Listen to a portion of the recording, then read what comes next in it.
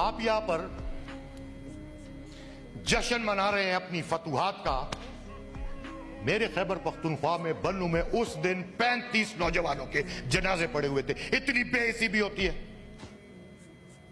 किसी को तौफीक नहीं हुई, किसी को तौफीक नहीं हुई कि उन शहीदों के लिए हाथ उठा लेते, सर दुआ कर लेते। ये सिर्फ हमारी पार्टी की बात नहीं है या किसी एक लीडर की बात नहीं है, यह बात है मुल्क की। 25 करोड़ लोगों की बात है। हम एक एटमी मुल्क है अल्हम्दुलिल्लाह।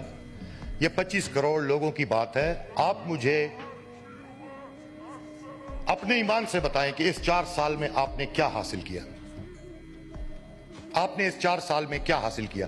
क्या आपका इस पार्लियामेंट के अंदर क्या हुआ? आपकी पार्लियामेंट की वुकत क्या रह गई है?